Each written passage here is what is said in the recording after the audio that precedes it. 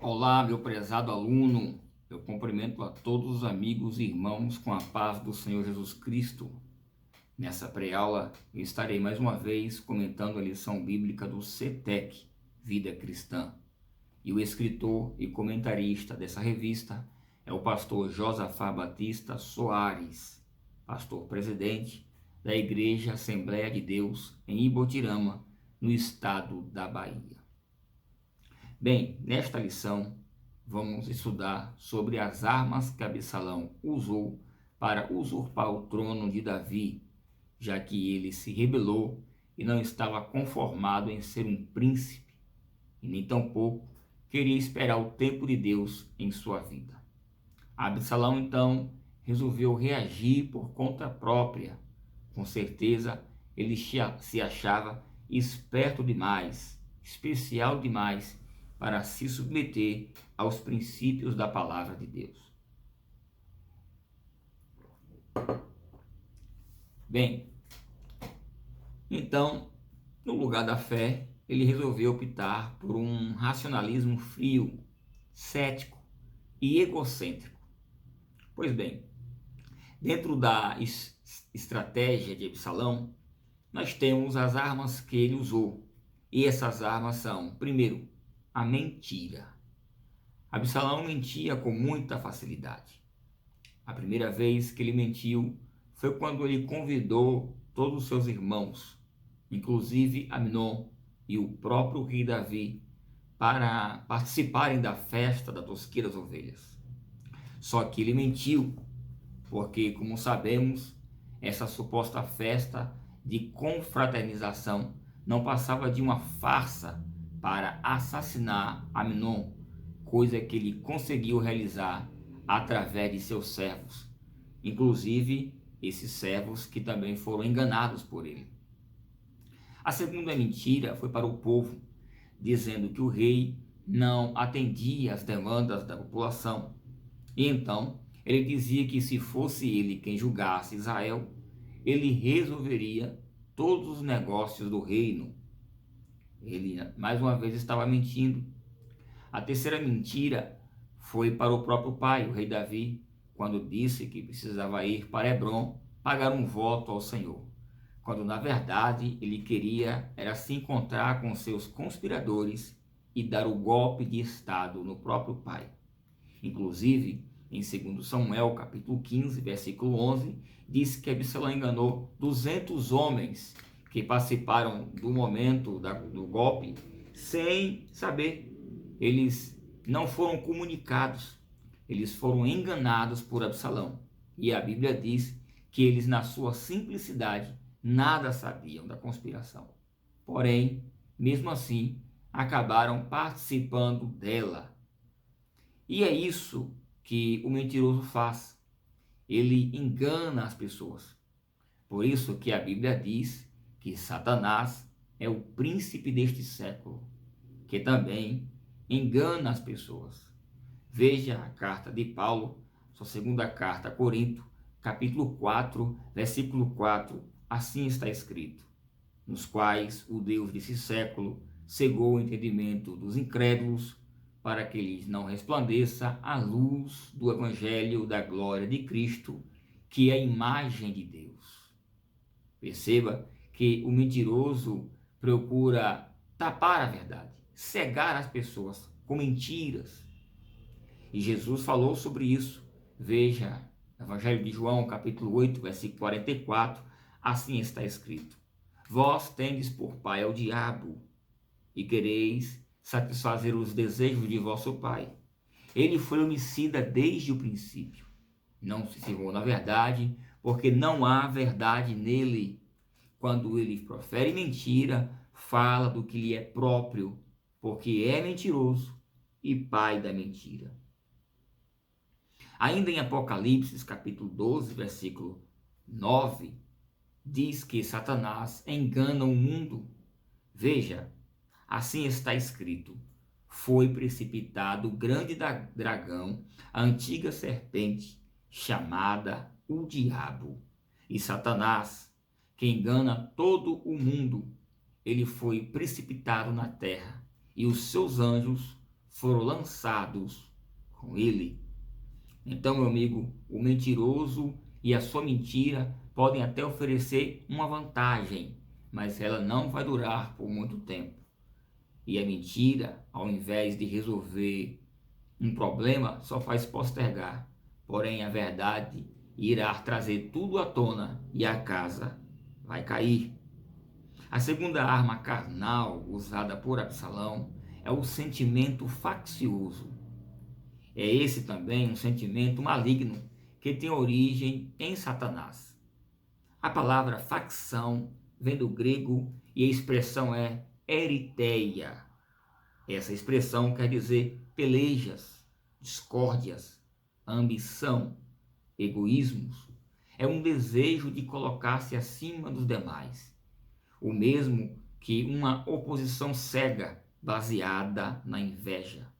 No Novo Testamento, essa expressão ocorre apenas uma vez, que está no livro de Tiago, a carta de Tiago, capítulo 3, versículo 16. Veja, assim está escrito: porque onde há inveja e espírito contencioso, aí há perturbação e toda obra perversa. Veja, embora a palavra só aparece aqui de forma de espírito contencioso, ainda há outras 6 expressões correlatas, semelhantes no Novo Testamento. Por exemplo, Filipenses 2:3, a expressão vem como vanglória. E em Romanos capítulo 2, versículo 8, a expressão vem como contencioso. E ainda há outras expressões, né? Filipenses 1:15, 2 Coríntios capítulo 12, versículo 20, e Gálatas capítulo 5, versículo 20. Mas a expressão principal mesmo de eritheia está em Tiago, conforme nós dissemos, capítulo 3, versículo 16. Temos aqui o apóstolo Tiago dizendo que o faccioso é uma pessoa que está cheia de sentimentos de orgulho. E tamanho é esse sentimento de orgulho que a pessoa acaba achando que a sabedoria terrena pode se opor à sabedoria que vem do alto. Na segunda carta de Paulo a Corinto, por exemplo, ele escreve dizendo que quando for visitar a igreja de Corinto, ele não gostaria de encontrá-los em pecados de eritheia. Veja a segunda carta de Paulo a Corinto, capítulo 12, versículo 20. Assim está escrito: porque receio que quando chegar, não vos ache como eu queria, e eu seja achado de vós como não quereis, que de alguma maneira haja pendências, invejas, iras, porfias, difamações, intrigas, orgulhos e tumultos. Veja que Paulo está alertando a igreja sobre o perigo deste pecado e não queria encontrá-los desta forma. Infelizmente, muitos crentes estão caindo nesse tipo de pecado dentro das igrejas, brigando por cargos eclesiásticos, buscando o reconhecimento da opinião de terceiros. São crentes e pastores até, movidos por sentimento de ambição, egoísmo, rivalidades. Acham que a igreja pertence a grupo A ou a grupo B. São pastores que se apropriam da igreja como se fossem donos dela. São crentes que possuem algum poder aquisitivo e exigem e gostam de receber um tratamento diferenciado. Só que a igreja não é banco. A igreja não é empresa prestadora de algum serviço. E, portanto, se fosse uma empresa, teria pacote compatível com o seu poder aquisitivo. Mas não é. A igreja de Jesus, todos nela somos iguais. E quem busca tratamento diferenciado está com o mesmo comportamento faccioso de Absalão, que usa a arma do sentimento faccioso para tirar vantagens em relação aos demais irmãos. Bem, a terceira arma que Absalão usou para tomar o poder foi a adulação, a lisonja, o famoso puxa-saco ou bajulador. Veja que em 2 Samuel, capítulo 15, versículo 5, fala sobre isso.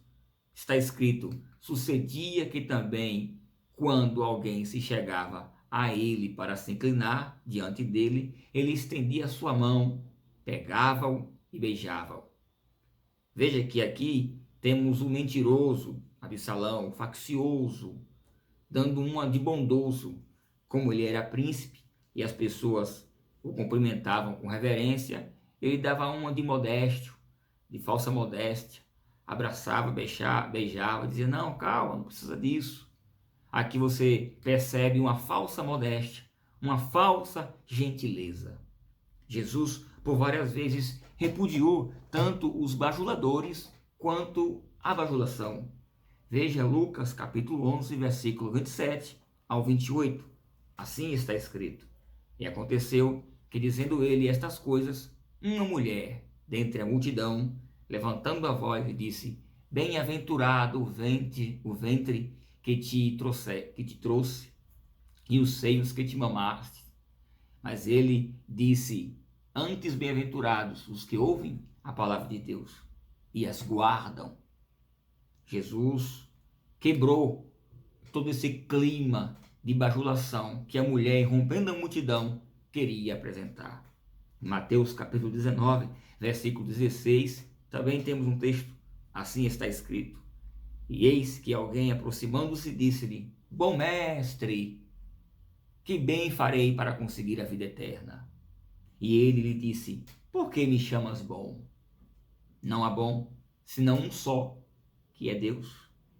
Se queres, porém, entrar na vida, guarde os mandamentos. Veja, Jesus repudiou a bajulação.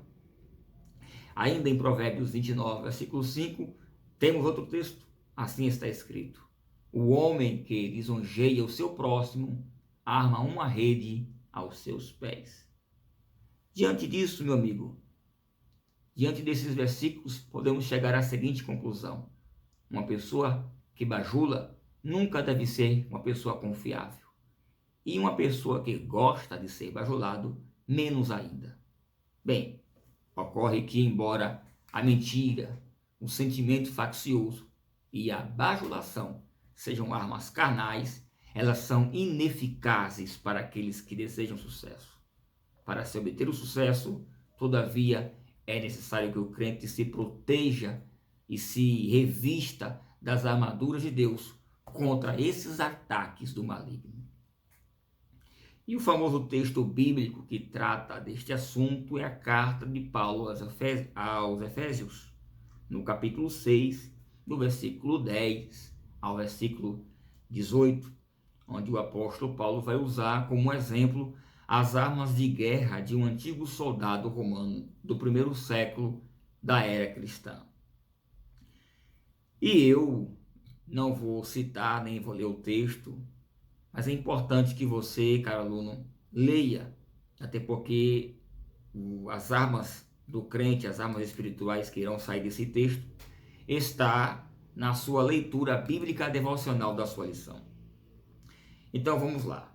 Depois de termos observado sobre as armas carnais de Absalão, vamos agora observar as armas espirituais do cristão. Primeiro, cinturão da verdade. Cinturão era o responsável, esse cinturão era o responsável por dar sustentação para todo o resto da armadura. E o nome já diz, cinturão da verdade. Tudo na vida do crente deve começar pela verdade. E aqui já notamos um contraste, uma diferença entre o cristão e Absalão. E se Absalão começou pela mentira, o cristão deve começar pela verdade.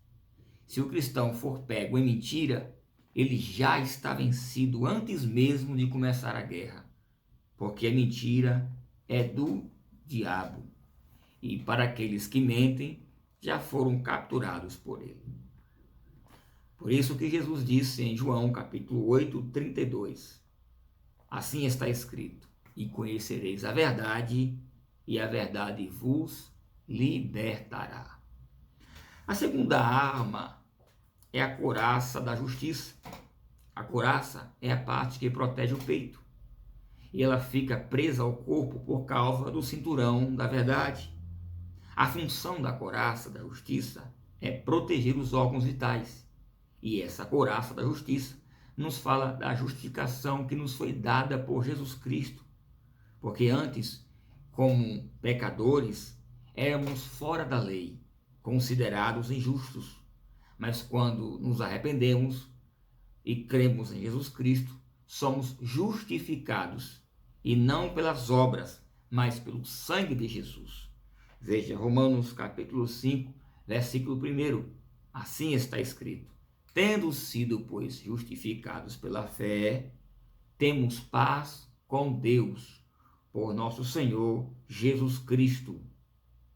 Ainda em Efésios capítulo 4, versículo 24, assim está escrito: e vos revistais do novo homem, que segundo Deus é criado em verdadeira justiça e santidade. O terceiro item é o calçado da preparação do Evangelho da Paz.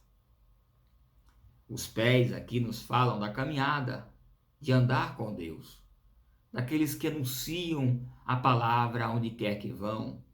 Veja Isaías 52, versículo 7.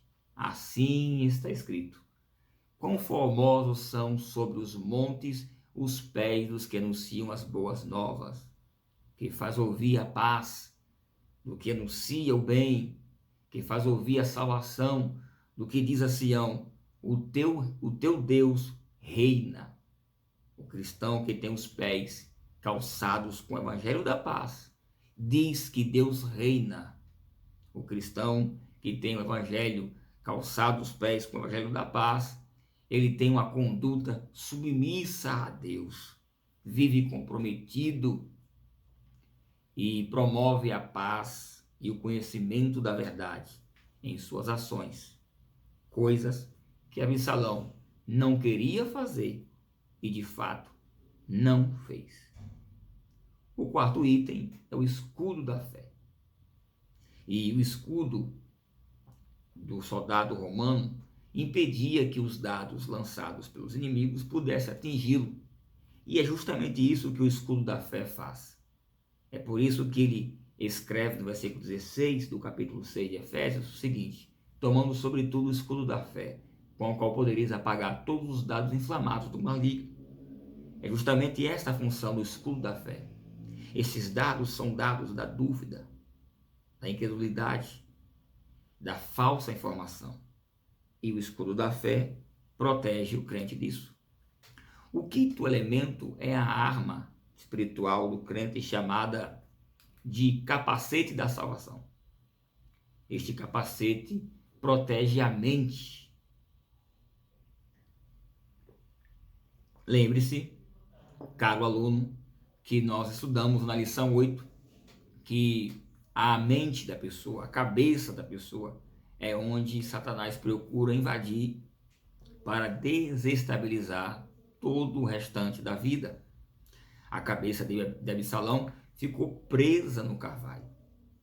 E na aplicação da vida prática, entendemos que são as armadilhas ideológicas, as heresias e a falsa ciência que se opõem contra a palavra de Deus. Por isso é necessário discernir as coisas espiritualmente, sermos espirituais e não ser conduzido pela vontade do corpo, como foi no caso de Absalão, uma vez que teve a sua mente capturada. Veja 1 Coríntios, capítulo 2, versículo 14 a 15. Assim está escrito: ora, o homem natural não compreende as coisas do Espírito de Deus, porque lhe parecem loucura, e não pode entendê-las, porque elas se discernem espiritualmente. Mas o que é espiritual discerne bem tudo, e ele de ninguém é discernido. Perceba a necessidade que há do cristão ter essa ferramenta. Por último, a sexta, o sexto item dessa armadura, mencionado em Efésios 6, é a espada do Espírito, que é a palavra de Deus. Inclusive, o próprio texto já interpreta esta analogia do soldado, dizendo que a espada é a palavra de Deus. E a palavra está fortemente ligada a todos os demais elementos, porque sem a palavra de Deus não há verdade, que é o cinturão da verdade. Não há justificação, que é a couraça. Não há pregação do Evangelho, que é o calçado da preparação do Evangelho da paz. Também não há escudo da fé, que só vem através de ouvir a palavra de Deus, conforme está em Romanos capítulo 10, versículo 17, que diz que a fé é pelo ouvir e ouvir a palavra de Deus. Também, sem a espada do Espírito, que é a palavra, não há o capacete da salvação, já que o indivíduo precisa do capacete intelectual, né? No caso aqui, aplicando ao intelecto, né? Para entender o processo e a pregação do Evangelho. Sem o capacete que protege a mente, você pode ser atingido pelas setas do engano e da heresia. E você ouve a palavra, mas você não aguarda, cai em dúvidas, cai em contradição e acaba perdendo a salvação. Portanto, sem a palavra, não tem condições. Sem a palavra, nem mesmo o combate começa. A palavra é a espada do Espírito. Ela também é o único item de ataque, porque todas as outras armas, se você observar aqui, são de defesa. Jesus, quando foi tentado pelo diabo no deserto, ele venceu com a palavra de Deus. Bem, inclusive a expressão que Jesus usou no nome que ele usou lá no deserto, quando foi tentado pelo diabo, é o título do nosso canal, né? Assim está escrito. Então, a palavra de Deus foi a espada usada para vencer o inimigo. Para encerrar, para você ter uma ideia dessa arma, que é a espada do Espírito, que é a palavra, das 7 cartas que Jesus escreveu às 7 igrejas da Ásia, temos uma carta enviada para a igreja chamada Igreja de Pérgamo. E esta igreja, ela estava cercada de adoradores pagãos da mitologia greco-romana. E essa igreja estava tão encurralada que na carta Jesus diz que ela habitava onde estava o trono de Satanás. Mas o Senhor Jesus diz que ele era para essa igreja aquele que tem a espada que sai da sua boca. E logicamente essa espada é a espada do Espírito, é a palavra de Deus. Veja Apocalipse capítulo 2, versículo 12, assim está escrito: e ao anjo da igreja que está em Pérgamo escreve, assim diz aquele que tem a espada aguda de 2 fios. Perceba que Deus, Jesus, se apresenta para a igreja de Pérgamo como um soldado que possui uma espada. E aqui ele está notadamente falando de um confronto que a igreja de Pérgamo tem com os ataques de Satanás. Bem, meu caro aluno, que Deus te abençoe muito. Estamos chegando ao fim da nossa lição, do nosso trimestre. Próxima aula será a última lição. E se Deus nos permitir, estaremos de volta. Deus abençoe. Amém.